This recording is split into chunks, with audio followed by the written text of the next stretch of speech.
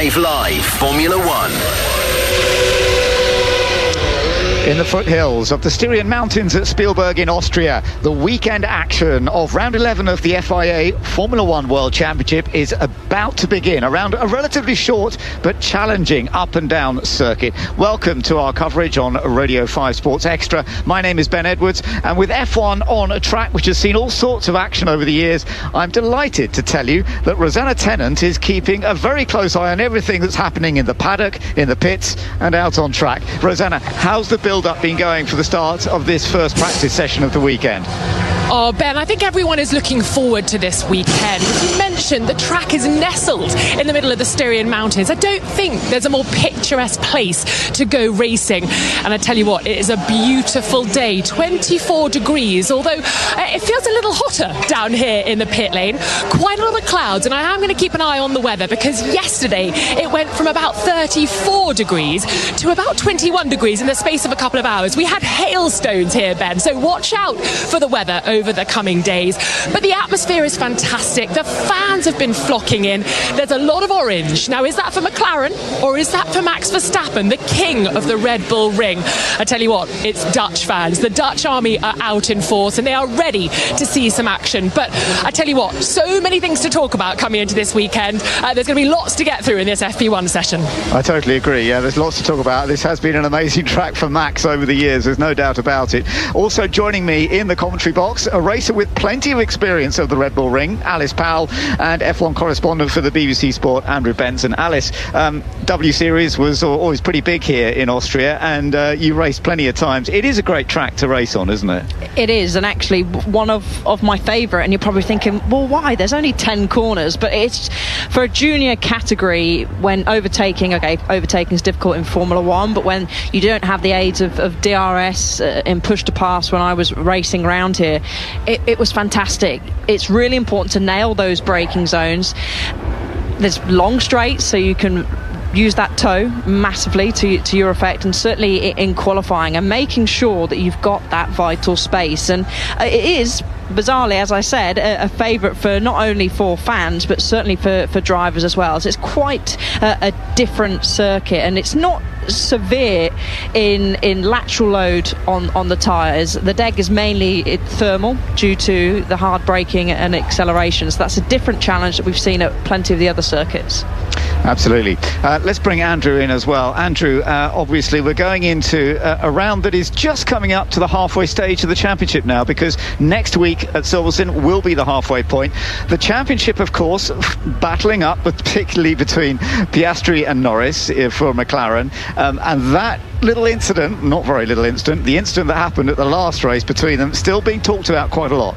Yeah, it's an interesting one, isn't it? Because it was the first time the McLaren teammates have clashed on track this season, and Zak Brown, the McLaren Racing CEO, said he was expecting that from the beginning of the year, but it wasn't the clash that you might have expected. You know, they weren't like racing side to side, side by side. One crashes into the other, makes a mistake, whatever. Literally, Lando Norris just misjudged it, drove into the back of his teammate Oscar Piastri along the straight in Canada while Piastri was defending a bit. And I think because of that, and because of the way Norris handled it, basically putting his hands up straight away and saying, I messed up, it doesn't feel like it's created the tension that you might have expected from a clash between teammates in a title fight. I think part of it is also that McLaren, the way they're handling it, and also the personalities of the two drivers, they're not antagonistic type of characters. That's not to say it won't create tension going down the line, but it hasn't done yet, I don't think. Okay, well, it's all interesting stuff, and in fact Lando Norris is sitting this session out. So Rosanna, tell us about who's in his car for this one. That sounds quite dramatic, doesn't it, Ben? He's sitting it out. Has he been reprimanded? No, he hasn't. We've got a young Irish driver in instead of Lando Norris. It's Alex Dunn, 19 years old, and he's just left the pits. And it's a tricky session for Alex because there's a lot of aero rakes across his McLaren car. So they're going to be testing the upgrades they've brought to the track this weekend. So expect the cars to be coming in and out, both Piastri's and Norris's car, now raced by Alex Dunn today, or driven by Alex Dunn. But lots of work to do around the front suspension and the front wing. Upgrades available to both Piastri and Norris this weekend. But McLaren saying that these changes have perhaps been made with Lando Norris in mind, because he's been struggling a little bit with what he calls the numbness of the McLaren car. So hopefully this will help Norris get up to speed and sort of match Piastri this weekend. But of course, difficult when you're sitting out this first practice session. Rosanna, can I just ask you about that? Because there was a change introduced to the McLaren suspension on Norris's car in Canada, which was definitely about numbness in the front axle. That was to do with something in where the front suspension wishbone meets the wheel. But I thought these ones were more generic and aerodynamic. But are you saying that the team is saying that they're also directed at this sort of numbness on top of the one that they did in Canada? So I was having a chat with Technical Director of Engineering at McLaren, Neil Hawley, earlier this morning. And in Canada, they introduced some mechanical changes, which actually provided a bit of an aerodynamic change. But here, the upgrade is purely aerodynamic. But I think it's going to be interesting to see who decides to go for what, because if Piastri's happy with the setup already, he might not choose to take anything extra. And perhaps it's a case of, if it's going to help Norris but not affect Oscar Piastri with a disadvantage, then it'll be interesting to see who takes what. But we've sort of been told that there are options available to them, and this is something that McLaren have been focusing on, having options from event to event that they can choose when it comes to the aerodynamics setup of the car. Okay, so just to be clear then, because I wasn't at that Neil Holdley briefing that you were at, Rosanna, so the suspension change in Canada was just taken by Norris. Piastri didn't feel it was relevant to him. It's the sort of thing that if it gives, it's not a performance part per se, but if it gives Norris more feel, then it could be more performance for him. But given that Piastri doesn't feel that he lacks feel, if you see what I mean, he didn't need it. But these changes to the suspension on an aerodynamic front, they sound like they will be performance oriented. So let's keep an eye on that through the weekend and see whether they do run it on both cars or not. It feels to me like they probably, if this is the upgrade that they're expecting it to be aerodynamically, that you would expect it to appear on both cars, even if the mechanical change doesn't. I don't know though, let's find out. Yeah, we will. I think there was quite a lot of confusion, I have to say, with the journalists after that briefing, because some people were interpreting it differently. And I think you're right, Andrew, one to watch through this session, and one to then, I think, post FP2 to quiz Lando Norris and Oscar Piastri about, because of course Alex Dunn is in for Norris in this session. Great. Well, thanks very much, Rosanna. George Russell's just heading out on track, the winner of the last race, and both here and the last race of this year, funnily enough. Last year, George Russell took the victory after there was an incident between Lando Norris and Max Verstappen, and that was a good win for George, some useful points. But of course, he also took a very impressive victory last time out in Canada. Whether the Mercedes will work quite so well, Alice, we're talking about this track, and it is, as you say, it's got very different styles in different places, and there are some very fast corners that might not suit the Mercedes quite so well as Canada did suit the car well. Yeah, you're totally right, Ben, but there is some slow speed corners as well. Turn 1, heavy on the brakes, uphill braking, got to square it off, get that exit. Same with turn 3 and down into turn 4, and then you sort of go into exiting sector 2 into sector 3 is the highest speed, highest corners on the track. That swooping left-hander it through 6, then sort of the S-shaped 7 to 8, and then that fast right-hander of turn 9, that blind one just before pit entry, which drivers really need to be aware if they are entering the pits there, because it's so blind on the exit there. So it's a challenging track, and I'm actually just want to hop back to Alex Dunn. I'm really interested to see how he gets on during this practice session. Current championship leader of the Formula 2 championship in his rookie year. A lot of talk about Arvid Lindblad, who's obviously going to make his free practice debut for Red Bull at Silverstone. Arvid's in third in Formula 2. And yeah, the Irishman is trying to get the Irish starts back into Formula 1. Was it Ralph Furman was probably the last Irish driver, I think, to take part in certainly an F1 event in terms of racing in participating in Formula 1. So really looking forward to seeing how Dunn gets on. We've also got Dino Beganovic as well, who's in for Charles Leclerc in the Ferrari. That's right. So we've got Max Verstappen just having a bit of a moment. Turn 3 under braking, running wide, but all okay. No damage done to the car. Back to Rosanna. Well, I've just watched Alex Dunn come in, and the front wing was taken off by the mechanics, replaced with a new one, and I've just asked the team for an update on whether that was old going to new or new going to old, and they'll be running it back to back so that they can see the difference. So I wait with bated breath as to which was on first, so I'll keep you posted on that one. But obviously work straight away for McLaren to do on whether this upgrade is delivering the performance that they're hoping. Okay, thank you, Rosanna. It's interesting that Alex Dunn has got to carry this technology stuff on the front of the McLaren that he's out in at the moment, which will judge a lot of the airflow through the front of the car. But of course, it means that you can't drive it very fast in the same way when it's like that. No, he'll be told to go at a certain speed, stay out of people's way, because we've got the likes of Max Verstappen, who we're riding on board with now, who's out there on his first flying lap of the session, just navigating some traffic, going through turn 6, just waiting for that front end to grip up. We have had a couple of sessions out already today here in Austria, so the track is tidying up quite nicely. And as I just say that, Max Verstappen goes on the curb and a huge plume of dust comes up from behind him on the entry into turn 9. But one of the shortest laps on the calendar. Actually, I think it is the shortest lap in terms of corners on the calendar. But Max already through. He's not gone to the top of the times just yet. That's being taken by George Russell in the Mercedes. Absolutely. We're just having another little look at Max. Yeah, it's one of the short. I don't think it's the shortest in terms of actual lap length, but it is in terms of, you're right, in terms of time.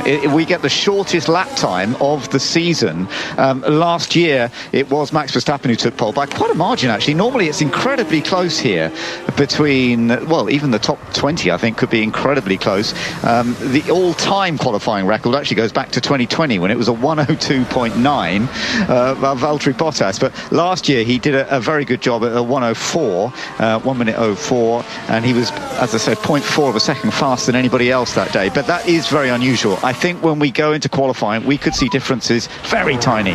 We can go purple, C3 position, even 6 for free speed for 9. Sonoda's run hardest. I can hear like 3 people on the radio at once then. Copy. That is radio with Alex Dunn, who's getting this chance to drive Lando Norris's car, and there's a bit too much radio going on for him. I was trying to make it out then. I was thinking, who's talking? I was going to blame producer Paddy talking over the top of me, but he wasn't. It was 3 people on the radio chatting to Alex Dunn there, which is not ideal when they're all shouting in instructions, but it will be. I'm expecting qualifying to be really close. We've obviously already touched on how certain aspects of this track might not favour the Mercedes. Plenty of teams bringing updates this weekend. We've obviously already been talking about McLaren. Red Bull have brought some performance updates as well, but also Ferrari. Lewis Hamilton was he's been quite vocal this year, how he's just really not happy with the balance that he's got underneath him. They've brought a lot of upgrades this weekend and are expecting it to make a good difference. Hamilton said he was feeling pretty confident, I think, coming into the weekend. So lots of performance enhancing upgrades. Well, they're certainly hoping coming in for Ferrari this weekend. Kimi Antonelli's on another good lap at the moment. Lance Stroll is currently fastest. Antonelli goes second, but on hard tyres compared to Stroll on mediums. But his teammate George Russell's also on a good lap. He's just set the fastest first sector of anyone. Let's just see what George does as he goes over the line. He does go quickest on the hard tyres. He does a 106.537. So the two Mercedes are first and third at the moment, with Lance Stroll in between with the Aston Martin. Alonso, interestingly, and the other Aston Martin up there as well. He's actually been on the hard tyres. He's fourth fastest. Very early days, though. In this first practice session, you can't always read too much from the times, particularly this early in FP1. Simone Resta, Deputy Technical Director at Mercedes, he'll be keeping a close eye. I just wanted to mention, actually, in terms of engineers, we're just having a quick look at Lewis Hamilton. Actually, he's carrying a lot of aero equipment to measure the aero over the back of the Ferrari. So Lewis Hamilton not able to go flat out at this stage, and we've got the similar sort of equipment on the front of Alex Dunn's McLaren, as we mentioned. And as you said, Alex Dunn, he is an impressive young driver. It is part of the rules nowadays in Formula One that racers have to sit out 2 of the FP1 rounds of a season because they want to bring in reserve drivers or junior drivers to give them an opportunity. And it is great that we get this to see some of the youngsters come in. And as you say, Alex Dunn, with his very impressive performance in Formula 2 so far this year, leading by just 3 points from Richard Verschoor, who's a very experienced in that level. So it's going to be interesting to see how he does. Max Verstappen's just run wide again. He did, and he was raising his hand there. There wasn't any traffic in front of him, because we did see that a moment ago with a Williams that compromised him a lap ago, which was going up to turn 3, but looked like he just made maybe a little bit of a mistake. And actually, I was keeping a close eye on the Formula 2 session, which was out just before this free practice session here, and a lot of the drivers were struggling with entry oversteer. So I wonder if Max had something similar. We saw a couple of spinners in the Formula 2 session, just asking maybe a little bit too much of the car, taking a little bit too much speed in, and not being able to then get the car stopped, turned, and rear kicking out. So we'll keep an eye for a replay on Max Verstappen. Yeah, this is a track that's used a lot, so it's normally cleaned up, but it does look as though it's a bit grubby in places. Right, he ran over the curb, got onto a bit of dust, and turned in and ran wide. Let's have another look on board. What do you reckon? I think he was actually just being too greedy on the way in there, so he tried to open up turn 1. Let's hear from him. I saw, during the lap, I didn't have a lot of reaction in the front. It still doesn't really turn. It's weird. So he was over the curb on the left-hand side, which is a normal line for drivers to do, but it is quite dusty out there. Clearly, it's not had much use so far today, so he's having to go again. Yuki Tsunoda yet to set a proper decent lap time on the board. He's gone personal best in the first sector, navigates a little bit of traffic then as he heads down into turn 4. Yeah, it's dropping down now because there's a lot of up and down. In fact, there's more up and down at this track than there is at any of the other circuits on the calendar. But dropping down now and in through some very quick left-handers, the 2 quick left-handers, and that absolutely crucial that you get the balance in those fast corners. And then it's another late break into the last 2 right-handers that bring you onto the start-finish straight. And he runs over the curb, but neatly. We have seen a lot of problems with people running too wide over the lines here at this track in the past, and it's something that they have to be very wary of. Tsunoda goes across the line. He's 10th fastest at the moment with that time, so he's 8 tenths off the fastest that George Russell has set. He's also on the hard tyres like George Russell, so he's a bit far down at the moment. But Max Verstappen, he's down in 14th place at this stage, having that moment a few seconds ago. Just a quick note that Max Verstappen's engineer, Giampiero Lambiesi, is not here this weekend. Fantastic engineer, works brilliantly with Max Verstappen, but he's not able to be here this weekend. So Simon Rennie, who is a very experienced race engineer himself, he was a race engineer for the likes of Kimi Raikkonen at Lotus, and then joined Red Bull in 2013, was race engineer for Mark Webber, for Daniel Ricciardo, and then went back to more of a factory role. But he is actually working as race engineer, Simon Rennie, for Max Verstappen this weekend. So they'll have a relationship. They've been part of Red Bull together for many years, but of course working with your race engineer is always slightly different when it's a different race engineer. Working with your race engineer is such a special relationship. They're on the end of the phone, essentially. They're the ones that will be talking to you whether you have a problem, whether you need some advice, instructions. They're the ones that are on the end of the radio. So that relationship's so important, because again, if you've not quite gel with the person that's sort of your eyes and ears from outside of the cockpit, then it can be quite difficult to try and make progress. So I'm sure Max will know him extremely well and is a professional as we expect him to be. So it shouldn't be too much of a problem for Max to have someone else down the other end of the line for him this weekend. As we just saw, Nico Hülkenberg running slightly wide. You've already touched about track limits.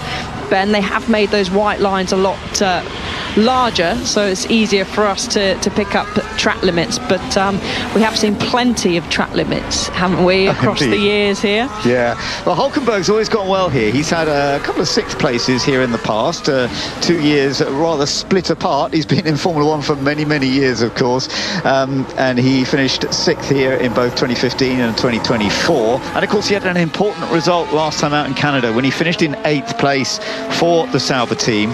Some very useful points for them again. They're still ahead of Alpine down at the bottom of the Constructors' Championship right now. Remember, McLaren have a very comfortable lead in the Constructors' Championship currently from Mercedes, with Ferrari in 3rd place, but down at the bottom end you've got Aston Martin 8th, Sauber in 9th, and Alpine right down in 10th place. You're listening to Esteban Ocon's machine, the Haas, and actually Haas have had some good results here in the past. Let's listen to Antonelli. I'm struggling with the front locking. Copy. Yeah, we can see something that we can sort for that.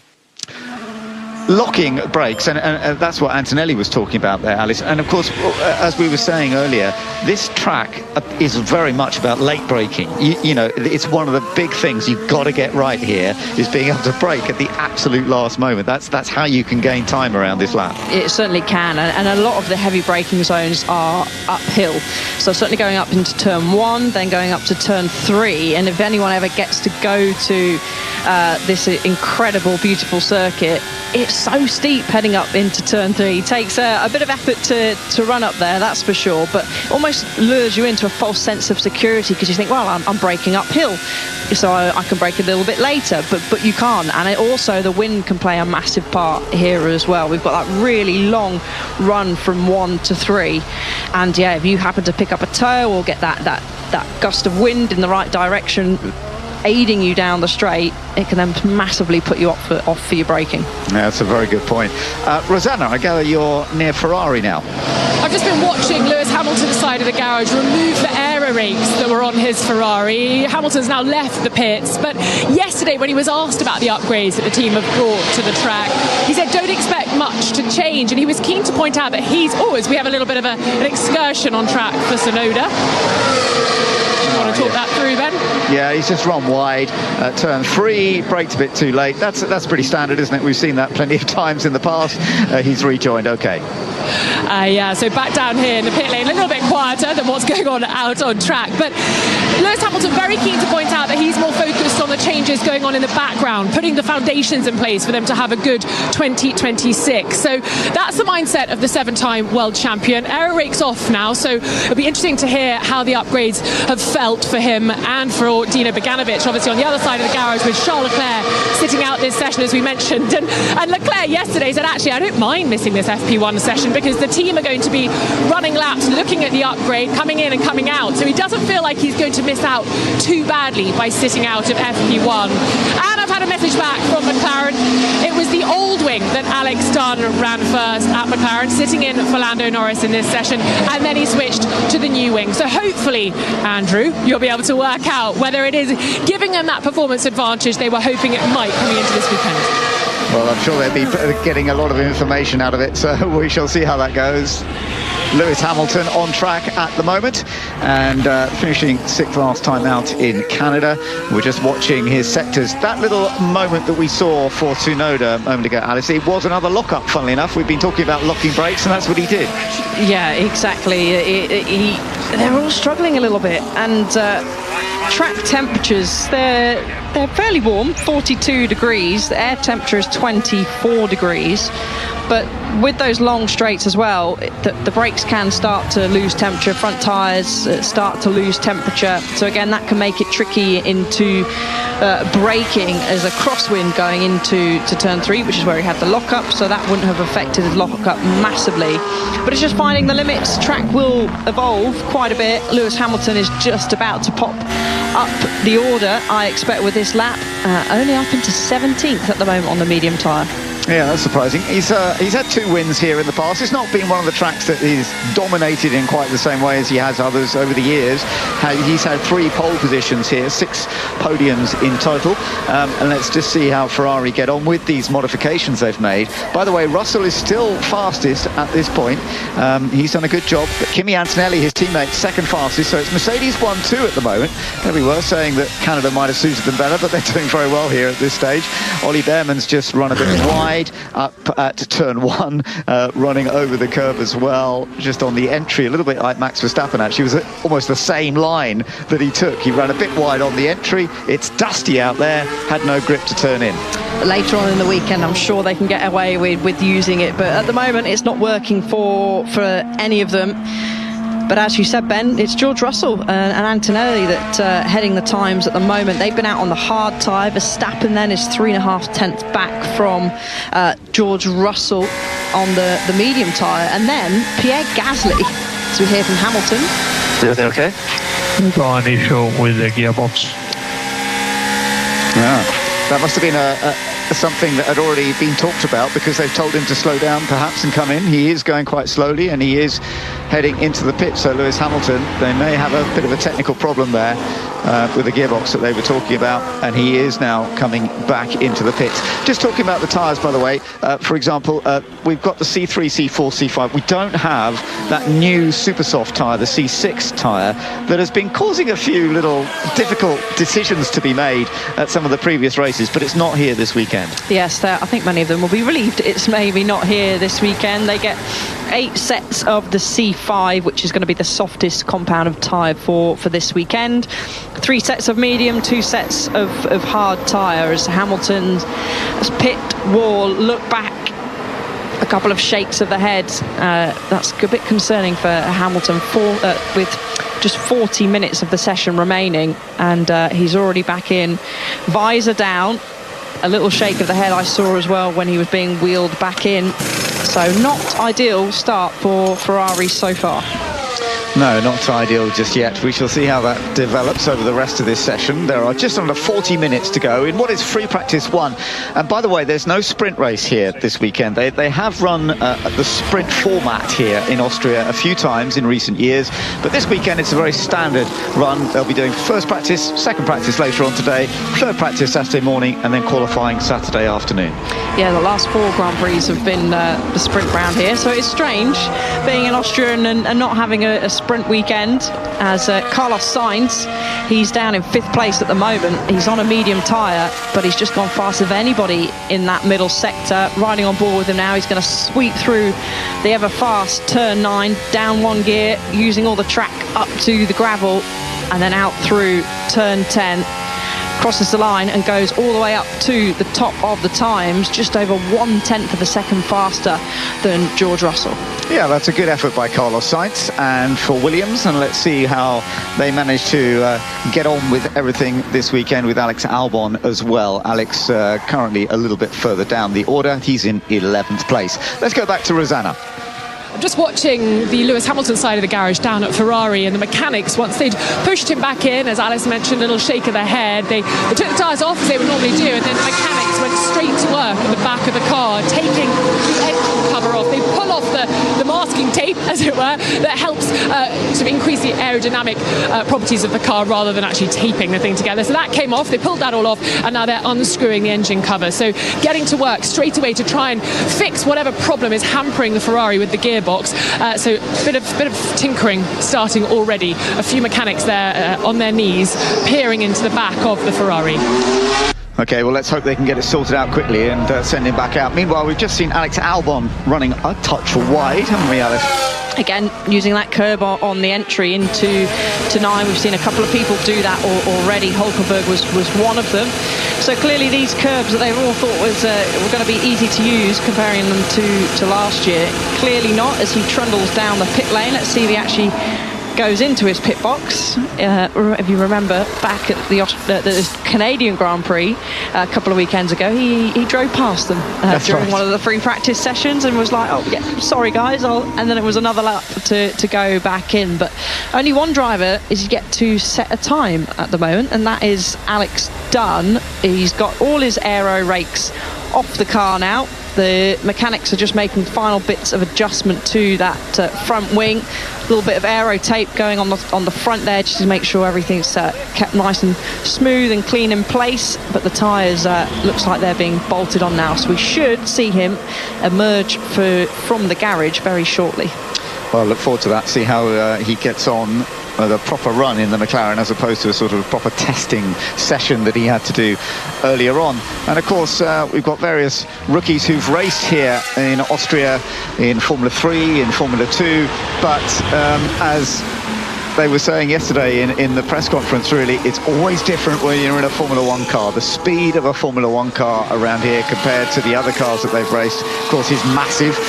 This late braking that you need to do, but get the balance through the fast corners as well, it is challenging. But they all have experience here, so it's not a brand new track for some of those drivers who are less experienced in Formula 1. We've got that a good bunch of rookies, and of course Kimi Antonelli is proving to be one of the superstars of that, getting his first podium last time out, and he is currently third fastest, by the way. Still, Russell has gone fastest again, but he's now on a set of soft tyres, so George Russell has reset the pace at a 105.776. That's getting more down to the sort of pace we will expect to see here. Sainz is now second in the Williams, Antonelli third, Piastri is now fourth fastest, championship leader, fourth fastest, ahead of one of his big rivals, of course, Max Verstappen, who's fifth. Gasly is sixth, Bortoletto is seventh, and then Liam Lawson is eighth, and Isaac Hadjar ninth. That's interesting that they are, the two Racing Bulls are there, but Lawson a little quicker than Hadjar by a tiny fraction, and top 10 completed by one of the most experienced, of course, Fernando Alonso. Yes, and a good job from Bortoletto, actually. He's the leader now of the hard tyres, those out on the hard tyres.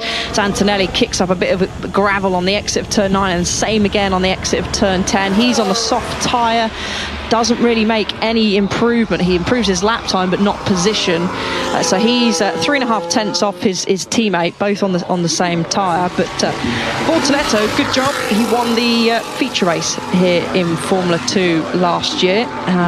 Only took 2 wins, actually, on his way to the Formula 2 title as a rookie. That just shows how consistent you need to be to win a championship. But lap times this morning from Formula 2, as you were talking about, Ben, the big jump from Formula 2 to F1, they were doing in the 1:16s this morning. That was Alex Dunn who set that pace, and Russell currently on 105.7 on that soft tyre. So still a big jump. Let's say track evolution will play a part when they go out, so they'll likely see Formula 2 drop into the 115s, maybe the 114s, but still, that's still over 10 seconds. Absolutely. No, it's going to be interesting. Yeah, Gabriel Bortoletto also raced in Formula 3 here back in 2023, and he was second in that Formula 3 race to Zach O'Sullivan. So Bortoletto has got plenty of experience here. As I mentioned, most of the rookies have got experience, is just now getting used to the Formula 1 cars. We're looking at George Russell in the pit lane at the moment, having set that pace on the soft tyres. Antonelli is also out on the soft tyres, and we're watching Oscar Piastri, and of course we are expecting McLaren to be very quick, as they have been throughout the season so far. And this was a very key event for them last year, in fact, because they had made some modifications to the car and it was very rapid. Lando Norris, of course, battled with Max Verstappen for the victory last year. Unfortunately, there was contact made between the two of them. Lando didn't end up scoring any points. He was officially classified but last, and Max Verstappen was still able to score a few points, even though he had a penalty for what had happened. And it was a big talking point, of course, the incident as they went into turn 3. There could be more of that this weekend, but we shall see. And of course, Lando Norris, just to remind you, is not out in this session because it is Alex Dunn, the youngster, who is getting this FP1 in his car, and we are expecting Dunn to put together a time in the next couple of minutes.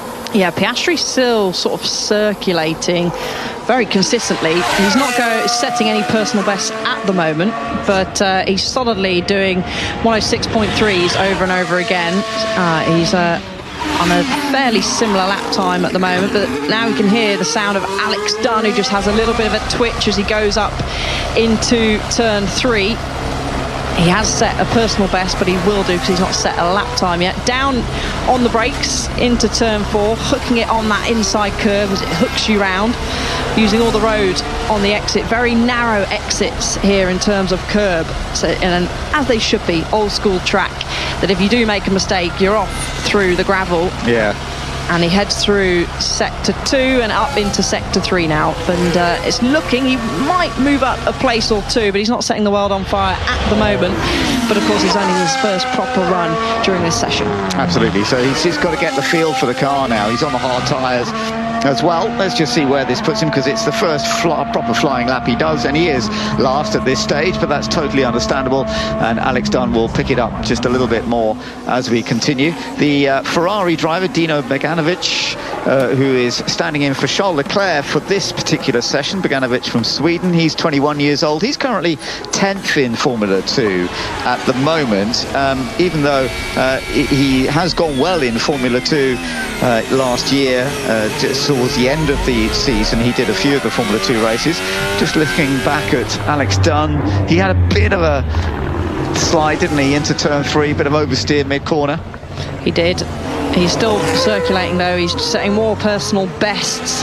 He's quite a bit off George Russell in that middle sector, but George is on that hard tyre, and actually Bortoletto has bolted on the hard tyre. He's gone all the way up into second place. I was just about to say he's just over a tenth off George Russell, but George has just set the world on fire once again, nearly 4 tenths clear of second place. Hamilton's back out, so Ferrari hoping that that gearbox issue is has been sorted, because he is back going around, and actually the track's fairly busy at the moment, with over 3/4 of the grid out on track. Absolutely. So Hamilton is currently about just under a second slower than George Russell's fastest time, as you mentioned. We're listening in to Lewis as he comes through the last 2 corners here. Last year he actually got a penalty for the pit entry. It's very easy to get it wrong where you go over the line coming into the pits if you're not careful, and he does a 1:07, so that puts Lewis Hamilton 16th at this stage. Still a long way down that list, but we never know quite what the teams are up to in FP1, you know, because they've got new parts on the car. They may well be running a bit more fuel than some of the other teams. It's always very difficult to know how that will mean as we go through the rest of the season, or sorry, through the rest of the weekend, really. Max Verstappen we're now keeping an eye on, and he had that important second place finish in Canada last time out. Currently he's down in 7th place, but he is on a set of soft tyres now, so Alice, this could be a bit more relevant, couldn't it? Could be, but it's not a great first sector from Max. He's coming down into sector 2 now, on the brakes, gets it in nicely into turn 4. You said earlier, Ben, that he's had great success here. We've got a yellow flag out on track. Can't see whereabouts that is at the moment. Likely someone's locked off and gone round, and it's Fernando Alonso at the last corner. Yeah, thankfully he's not actually made any damage. He's just turned it round and got back on again, so he's back up to speed once more. Fernando Alonso, yeah, I'm in 12th place, and he was showing some rapid times earlier. He's on the soft tyres now, but we haven't yet seen exactly what happened. Hopefully we'll get a replay in a moment or two. It's still George Russell who has set the pace here. Impressive stuff. Gabriel Bortoletto in 2nd place in the Sauber currently. Sainz 3rd in the Williams. Antonelli 4th in the other Mercedes. Hulkenberg in the 2nd Sauber is 5th fastest. And here we go, Alice. Let's see what Fernando was doing. So he went into the last 2 corners very slowly initially, making sure he was in a clear space, and then presumably he went flat out through the last corner and got it wrong. Is this what happens? So he's made an adjustment on the steering wheel, and then I think the tyre, he was going that slowly, the tyres have clearly lost temperature. Let's hear from him. Okay, that was the worst lap we can do. Good to do it in FP1. I mean, yeah, I have to kind of agree with him there. Tyre temperature makes a huge, we talk about a lot, a huge difference into bringing the tyres in and then the performance and getting the peak of the tyres. You can just hear those tyres are going to be scrap, I think, now. Some nice flat spots on there. He did a good job to keep it out the barrier. He did. It was very demonstration of his drifting skills there. But yeah, tyre temperature. There's a peak of the tyre, and usually it's within the first push lap. or the second push lap, depending on track. But certainly you need to make sure they are at the optimal temperature for when you do go for that push lap, and that means both axles, so front axle, rear axle. There's plenty of ways that they can do driving wise, so you can do that, and also settings on the car to help bring those tyres up to temperature. But really key, and clearly there he had not enough temperature in the rear axle there. He asked for it to go around turn 10, and it replied with a spin. Andrew, I gather you've been able to learn a little bit more about the McLaren updates. What can you tell us? Yeah, so basically they brought a new front wing to Canada, which was just a test item for Canada. That wing is here in Austria. They've also got new front suspension shrouds, which are aerodynamic parts, which are meant to be fitted with the front wing. Now, both cars have got the new front suspension shrouds, and the front wing is being back-to-backed this session to work out whether it is an improvement or not with the new suspension. But their expectation is that they'll run both new parts, the wing and the suspension shrouds, for the rest of the weekend, because they believe they're a performance upgrade.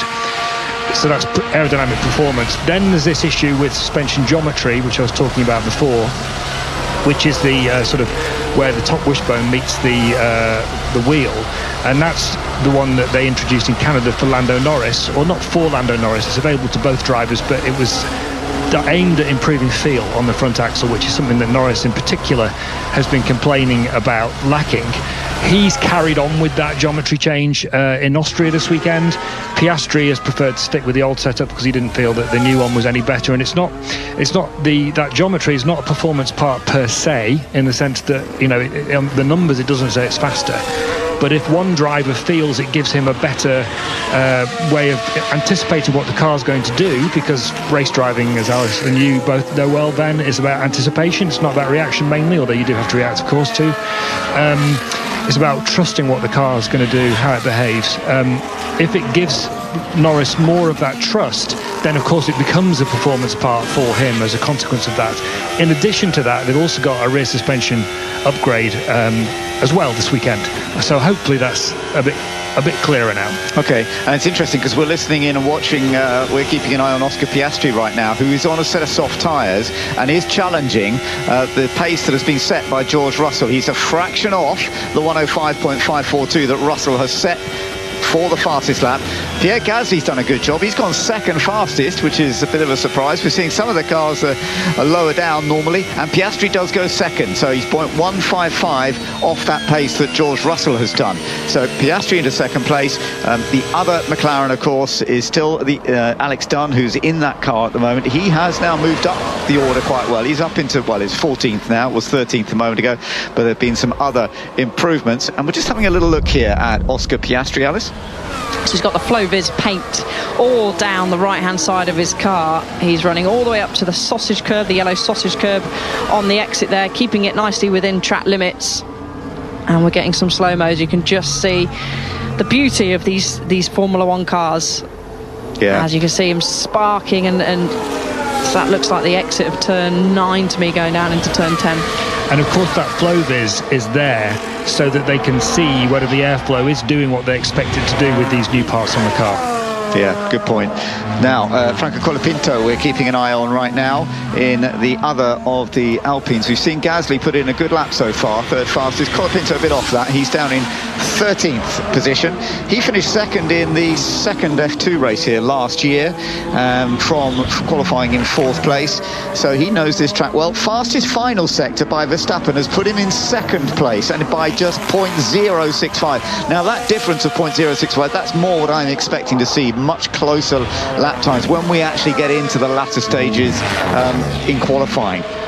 It's going to be so close. Yeah. It's probably going to be one of the closest qualifyings we're going to have this year. And in terms, when I say that, in terms of the spread of the field, for example, if you're 0.6 off now, you're in 11th place. That's Lance Stroll in 11th, and all of them are within a second bar being outside the top 18. So that's Ocon, Behrman and Hamilton at the moment. It's also worth saying that we've talked about the McLaren upgrades a fair bit, but Red Bull also have an upgrade this weekend. It's on the floor edge, and Max Verstappen was talking yesterday. He didn't say very much at all in the FIA press conference because he's worried about the FIA giving him a penalty point and getting a ban, because he's only 1 point from a ban still. But to the Dutch media, he did expand quite a lot more, first of all on that topic, but also on these upgrades, where he was basically saying that these upgrades are going to define whether they think they can compete for the championship or not this year. If they bring them up to a point where they feel like they're competitive with McLaren consistently, which they haven't been so far, on every track anyway, then and we'll get that vision over the races coming up to the summer break, then he feels confident he can maybe go for the championship against the two McLaren drivers. But if they don't close the gap, and of course McLaren, as we know, are upgrading their car at the same time, then I think Verstappen thinks that probably the championship is going to be out of his reach this year.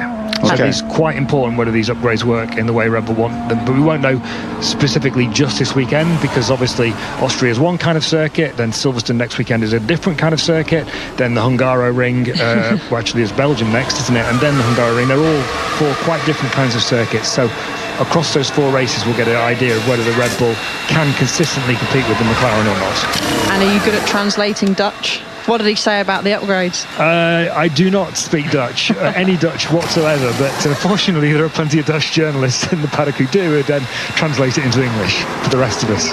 There we go then. Let's go back to Rosanna. Also, just on those Red Bull upgrades, Tsunoda was very keen to point out that he wasn't getting them. So they're just on Max Verstappen's car. That's what the Japanese driver was telling us yesterday. And in terms of keeping up with the McLaren's development, yes, they got upgrades here, but again, in this rather interesting briefing we had this morning from McLaren, they said that there were more upgrades coming in Silverstone, hopefully, that the team are working on. So it's that cat and mouse, isn't it? One takes a step, the next race they might take another step. Can Red Bull keep pace with McLaren? I am standing outside Ferrari because there is an ongoing issue with the gearbox of Lewis Hamilton. We heard earlier on he was brought in to the garage, they took the engine cover off, then they sent him back out, but just a couple of laps later he was back in, took the engine cover off again. The team are telling me they're still checking, so I'm expecting to see Sir Lewis Hamilton back in anytime soon, just to again evaluate what's going on at the rear of his car. But the mechanics were very busy the last time he was in, so I'll keep you posted on that. But not an ideal start to the weekend for Lewis Hamilton. Absolutely. Well, thanks, Rosanna, for keeping us up to date with that. Esteban Ocon's just had a fairly straightforward run-off at turn one. Flat spot front left, I think. And he's explained to the team that he now has a flat spot left front. Yeah, so he'll have to come in and get this set ideally changed. Flat spot means that that tyre's had a lock-up or a spin somewhere along the line, and it's worn a lot of that rubber on that certain part of the tyre. And then, trust me, when you have a flat spot, it's an uncomfortable ride, depending on how many tyres you flat spotted. Lots of vibration he'll be getting down the straight, but then it always finds that flat spot again when you go onto the next braking zone. So he'll have to come in and have a look at changing that. Maybe it's not that bad, and he'll be sent on his way again. But quite a few people out there are going quicker. Sainz is on an out lap now. We've just seen improvements from Hadjar. Alex Dunn, he's jumped up into the top 8, so just under half a second off George Russell. So that's a good effort from him. Stroll was on an improvement, but decided to pit. Absolutely. Hamilton is now last of all at this stage. We're just seeing a replay of Isaac Hadjar running a touch wide, and there's some lovely shots that we get here. He's all fine, no problem with the car, but yeah, some impressive images as he was just running a touch wide. So it's George Russell fastest from Max Verstappen, Piastri in third, Dunn has just gone fourth. So Alex Dunn, who's standing in for Lando Norris, has just gone fourth fastest. That is impressive. He's 2/10 off the fastest time that George Russell has set. Pierre Gasly is currently fifth. with Bortoletto in 6th place, Alex Albon in 7th, Sainz is 8th, his teammates for the two Williams are running 7th and 8th. Isaac Hadjar is in 9th place. Kimi Antonelli's dropped down a little bit, he's down in 10th. Hulkenberg is now in 11th. Lance Stroll and Fernando Alonso, the two Aston Martins, they are 12th and 13th. Liam Lawson is in 14th place. Colapinto down in 15th. Yuki Tsunoda, well, he might not have the upgrades on his Red Bull, but he's a long way down again. He's 16th compared to Verstappen in 2nd. And then as we go further down the list, of course, we've got our other new driver who's standing in for Leclerc, Dino Beganovic. He is currently in 17th place. And the two Haas cars are not showing great pace at the moment. Ocon 18th, Behrman 19th, but Hamilton slowest of all at this stage. He is medium tyre still for him. Everyone else now has run the soft tyre, all apart from Sainz, who is still in P8 at the moment. Actually, Sainz's lap time is on the soft tyre, so yeah, only Hamilton is the one that not to have run it. But yeah, that's really impressive from Dunn, isn't it? In 4th place at the moment, leading the Formula 2 Championship in his rookie season, has had mixed results. He was British Formula 4 champion a few years back, had some mixed results in Formula 3, but he's made the switch to Formula 2 and changed teams as well from MP Motorsport to Roden Motorsport. And when I did speak to Warren Hughes, who runs the McLaren Young Driver program, he said, yeah, this kid is super special. Didn't have quite the results that they would have liked in Formula 3, so they made that switch to change teams, and he's just really gelled with the environment at Roden Motorsport and is able to demonstrate what he can do. Yeah, so Dunn did what they call a TPC session in Austin last week, just after Canada. I don't know how that went, but obviously that was in preparation for this run in first practice here in Austria this weekend. And Alice is right. I've also spoken to Warren Hughes about Alex Dunn. Ben, you also know Warren. Warren and I go back an awfully long way. He was racing in the junior categories a long time ago when I was covering them, and we're good friends. And I think there was a point where McLaren were thinking of dropping Dunn because it wasn't coming together for him, but Warren said to them, no, if you look into the data, you can see that he's really, really talented, and that's really coming out to be seen this year. He's been super impressive in F2, and that lap time, I mean, okay, it's only first practice, but it's very rare that a driver gets into a Grand Prix practice session and laps that close to the regular race driver. And so I think Alex Dunn might be giving McLaren a few headaches, because they've already got Piastri and Norris under contract in Formula 1 for at least a couple of years. I'm not saying that Dunn's going to get a McLaren seat, but if he wins F2 this year, what are they going to do with him?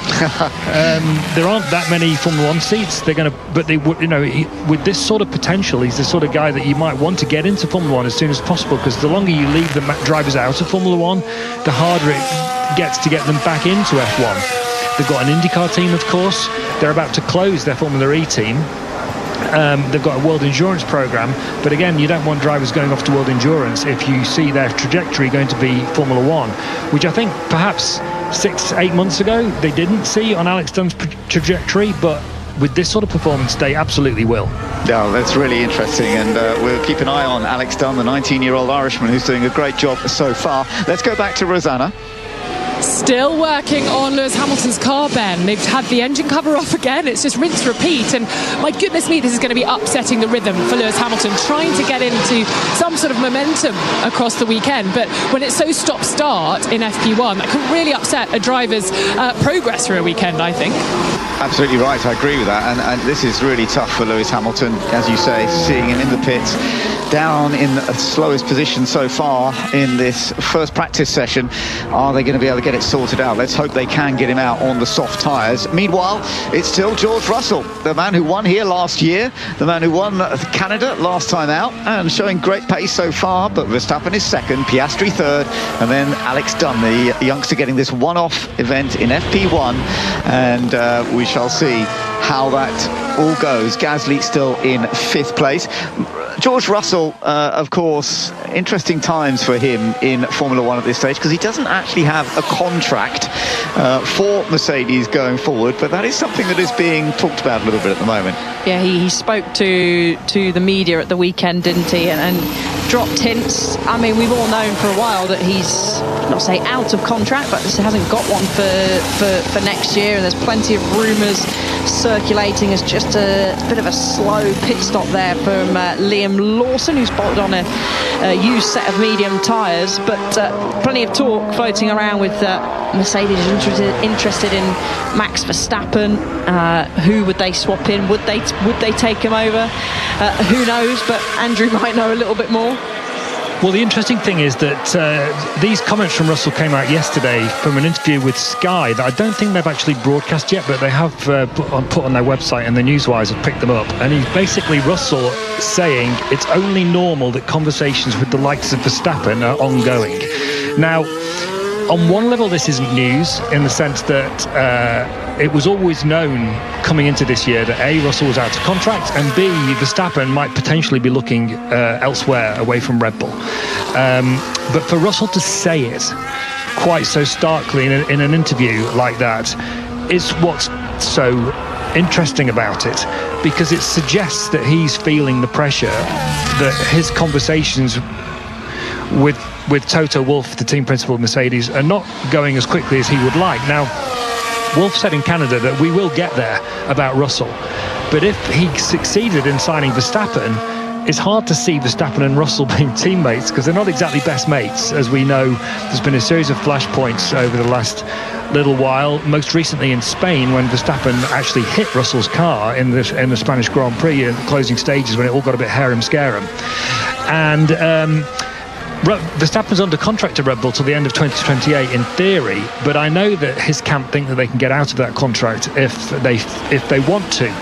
And the question is, does Verstappen want to? Why would he want to? Well, there are two good reasons. One is, does he feel Red Bull have kind of lost their way a bit, which they do look like they have, frankly, in the sense of what he would expect of them.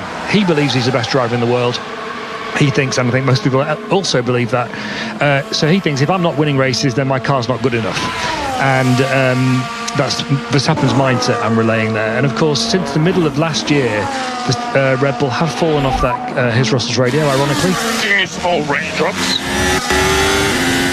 He thinks it's raining a little bit, Russell. They've fallen off that competitive peak. That's well known, and he's even been saying this year he doesn't think he can compete for the championship, as we were saying earlier about the upgrades.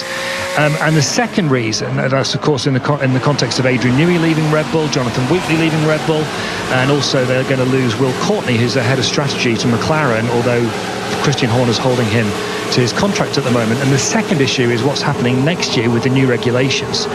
There's new cars and engines next year. And the word in Formula One, it's pretty much accepted that Mercedes are ahead on the engine development for next year, and that Red Bull are struggling.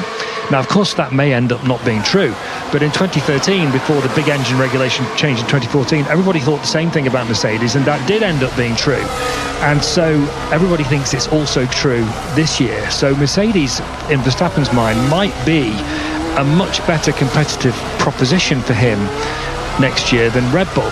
And of course there's a whole lot of other issues in the background, like the fact that Jos Verstappen, Max's dad, and Christian Horner don't get on at all, which could play into the into the decision at the end of the day. So really interesting that Russell's come out and said those remarks on the eve of this weekend.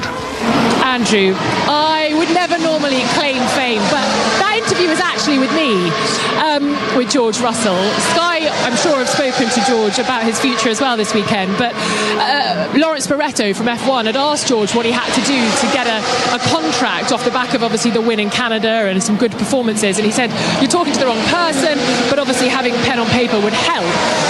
So I picked up on that and said to him, why do you get so giggly when everyone asks you about your contract situation? And he said, giggly? I said, is it because you're kind of hiding it from us? Maybe it's his poker face and he's actually signed it. He said, no, it's absolutely not done. And then he went on to say that Mercedes need to get back to winning ways, and to do that they need the best team principal, they need the best drivers, and he effectively wants to be chased by Toto Wolff. He said, why does he have to chase them? But he says that they know what they need to do to get to winning ways again. So Toto needs to have a think. And he then said, I'm using Toto's words here. He said that I'm like probably the best driver apart from one other. That's the other debatable performance. And we guess, obviously, that would be Max Verstappen. But when he says about two drivers, two seats to fill, would George even imagine driving alongside Max Verstappen? Maybe he thinks, well, actually, if we're going to win the championship, we need to have Max Verstappen alongside me, not Kimi Antonelli. So really interesting words from George yesterday. And I was really glad that I pressed the point, because it kind of opened him up and revealed what is or isn't going on behind closed doors, and alluded to the fact that Toto Wolff is still waiting potentially for a Max Verstappen conversation. So Rosanna, can I just check with you? So the comment about it's only normal that conversations with the likes of Verstappen are ongoing, that was to your question, was it, from Russell yesterday? No, he didn't say that to me, but he alluded to the fact that Toto has said to him that there's only one other driver that's better than him on the grid. That was what he said to me. Okay, yeah, it's really interesting. I mean, I think Russell's problem with wanting to be chased by Toto Wolff is that there's only one person Wolff needs to chase at the moment, and that's Verstappen. Russell's already in his team, you know, and I think it makes sense that if he can't get Verstappen, of course he's going to keep Russell, because first of all, no one else is available, and secondly, Russell's performing at such a high level that you wouldn't want to change him unless your option was Verstappen, and that's the issue that Russell has at the moment. And so I suspect that there's a little bit more going on behind the scenes than they are saying to us publicly at the moment. So I'd be surprised, for example, given that Toto Wolff knows Max and Jos Verstappen very well and has done for many, many years, I'd be surprised if some conversations haven't already happened, if Russell's coming out and saying this in public. Yeah, it's all very interesting stuff. We shall see how this all turns out. And isn't it fun that we've got Russell and Verstappen first and second in this practice session at the moment, when we're talking about the possibility they might end up as teammates, or there might be conflicts about who goes where for Mercedes in the future. But Russell is currently fastest, Verstappen second, Piastri third, Alex Dunn in an excellent fourth position, this one FP1 session that he's doing for McLaren, Pierre Gasly in fifth, Bortoletto is in sixth place, Albon and Sainz seventh and eighth. Hamilton has now moved up to ninth, 10th place for Isaac Hadjar. So it does look as though that gearbox problem, Alice, may well have been solved, because Hamilton is now showing some better pace. Yes, and that's what they'll need it's data moving forward as well. Yes, Bogdanovic is out there, but of course he's a rookie. Now, just looking at the two McLarens who are line astern, Piastri leading with Alex Dunn just behind.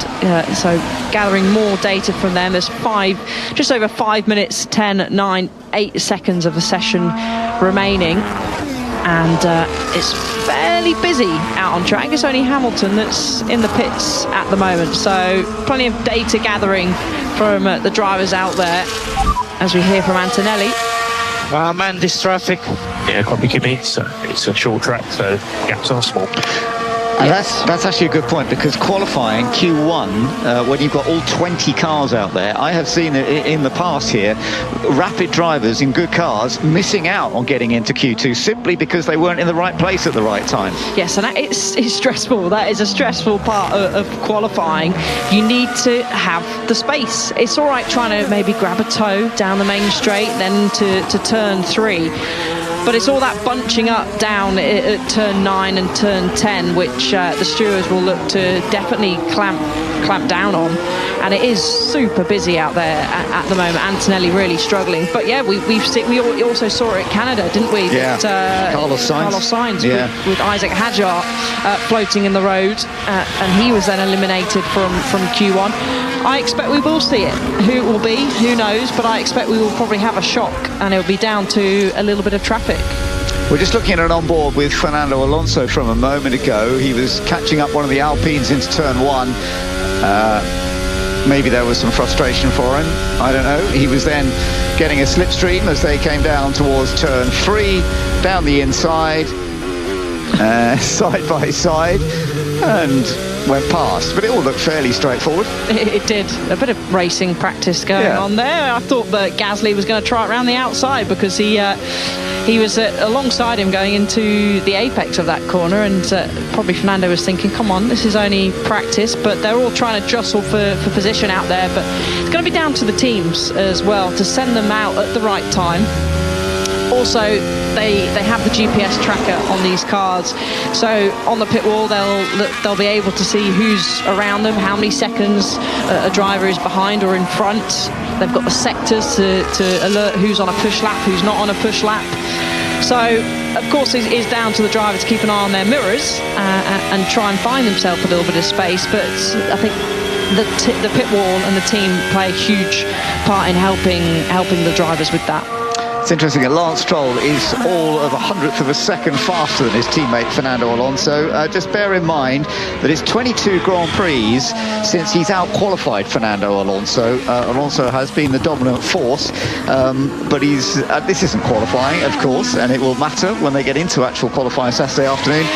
But this is a funny track in a way. It's gone well for Stroll over the years. Best finished 7th back in 2020, so not right up there. But funnily enough, for Fernando Alonso, who's had so many victories in his F1 career, 32 wins, 22 poles. He's never won this particular event. His best finished 5th place here. So it'll be an interesting battle just to see the two Aston Martin teammates going up against each other when we get to qualifying. Your teammate's always your biggest rival. Certainly is, and Verstappen's way clear of Tsunoda, who's down in 17th at the moment, really struggling. Pierre Gasly, who we're riding on board with on the front wing camera, just going down into turn 10. He's way ahead of his teammate Colapinto. Colapinto's in 16th, Gasly in 5th. Bortoletto, another one, he's in 6th. 6 places higher than Hulkenberg, and that's an impressive job. So there is still a few teams out there that are searching for that ideal driver combination, and you'd have to say the ones that have probably got the best driver combination at the moment has to be McLaren. Of course, Lando's not in this session, as we're riding on board with Alex Dunn, who's just racking up plenty of laps, 27 laps on the board at the moment. That's not the highest of all the drivers out there at the moment. That's Lawson and Antonelli that have circulated the most laps at the moment, but McLaren looking fairly strong across both cars at the moment. Oscar Piastri, he's back out on a set of medium tyres as well at this stage, just to get a bit more feel for the car, as well as you said, with these changes that they've been making to the McLaren. It's important to learn as much as they can at this stage. There was just a tiny bit of rain earlier, but it hasn't actually really affected the track. There is still possibility that the second session later today we may get a sprinkle of rain. The forecast over the weekend, though, does look as though it's going to be dry and pretty warm, up to around 30 degrees air temperature. So it's unlikely we're going to get wet racing. So if we do get a bit of rain this afternoon for second practice, maybe they won't be out quite so much. We shall see. We're just listening on board with George Russell, who is still on terms to be fastest here, and the checkered flag on this session is just coming out now, and he's 65 thousandths of a second faster than Max Verstappen. I don't think anybody, it's unlikely at this stage in FP1, anyone's going to set a faster lap, because they've all done plenty of laps on these tyres. And it looks as though George has started the season, started this weekend very well, having won in Canada last weekend, or the last race they were doing in Formula One, and there he is. He's set the pace in the first practice session here in Austria, up against Max Verstappen, who has always done incredibly well here at this circuit. It's one of his most favourite tracks. 5 victories, 5 pole positions, 8 podiums. When we've had sprint races, he's won the sprint races pretty much here throughout. So Verstappen's second fastest and third fastest for Oscar Piastri, the championship leader. Yeah, so it's close out there, and it continued to be close throughout the weekend. Interesting to see when the temperatures do start to rise over the weekend, how the Mercedes will be affected by that. They didn't seem to be massively affected out in Canada, did they? Certainly a lot warmer on the Sunday than it was during their qualifying session, but so far so good for George Russell. Yeah, absolutely. Let's go through that order then. So it was George Russell from Max Verstappen second, Oscar Piastri third, then Alex Dunn, the man standing in for Lando Norris in this session, in 4th place. Piastri just had a bit of a moment just now, but it was all okay. Pierre Gasly, an excellent 5th place in the Alpine. Gabriel Bortoletto was 6th. Alex Albon 7th, ahead of his teammate for Williams, Carlos Sainz, in 8th. Lewis Hamilton, having had some gearbox problems, ended up 9th fastest for Ferrari, and Isaac Hadjar was in the top 10 for Racing Bulls. poles. Kimi Antonelli, quick early on, but ended up 11th fastest. I think we'll still keep an eye on him, though. Nico Hülkenberg was 12th. Lance Stroll and Fernando Alonso, the two Aston Martin drivers, 13th and 14th. Liam Lawson was 15th for Racing Bulls. Franco Colapinto, 16th in the Alpine. Then Yuki Tsunoda for Red Bull, down in 17th place. Dino Beganovic is the Swedish driver standing in for Leclerc at Ferrari. He was 18th. And then the last two, Esteban Ocon and Ollie Behrman for the Haas team. So that's how the first practice session has gone here in Austria. We will be back later on this afternoon for the second free practice session. I do hope you can join us then. This has been a production for IMG, or production on Radio 5 Sports Extra.